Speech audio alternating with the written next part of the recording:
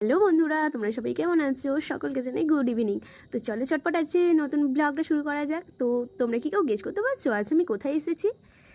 যদি গেস করতে পারো তো চটপট কমেন্ট করে ফেলো। আজ আমি এসেছি হাতিবাগানে।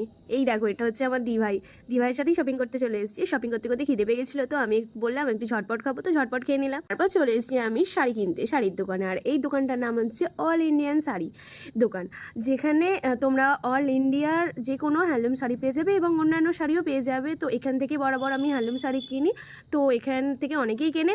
আমার খুব ভালো লাগে শাড়ির কোয়ালিটি বা শাড়িগুলো। তারপর আমি এই শাড়ির দোকানটা থেকে আর একটা শাড়ি কিনে নিলাম। এই দোকানটার নাম হচ্ছে জয়গুরু বস্ত্রালয়, তোমরা অনেকেই চেনো।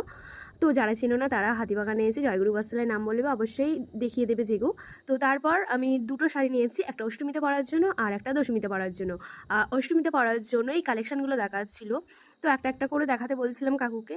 এই শাড়িটা আমার পছন্দ হয়েছিল, বাট তার থেকে আরেকটা শাড়ি যখন দেখালো, মানে নিউ কালেকশানের মধ্যে এটা, তো আমার এটাই ভালো লাগলো। যেহেতু অষ্টমীর দিন সারা কলকাতা ঘুরবো, কলকাতা পুজোতে আর এই কলকাতা প্রিন্ট করা শাড়িটা না পরলে হয়, তাই আমিও নিয়ে নিলাম। এখানে দেখো কত রকমের ভ্যারাইটিস জিনিস বিক্রি হয়। তো তারপর চলে এলাম লস্যি দোকানে। খুব খিদে পেয়েছিল, এখানে লস্যিটা এত দারুণ বানিয়েছিল যে তোমাদের কি বলবো। তোমরা যদি কলকাতায় এসে থাকো তো অবশ্যই বাগবাজারে এই কাকুটার কাছে একবার লস্যি খেও। তো আজকের মতো ভিডিওটা এখানে শেষ করলাম।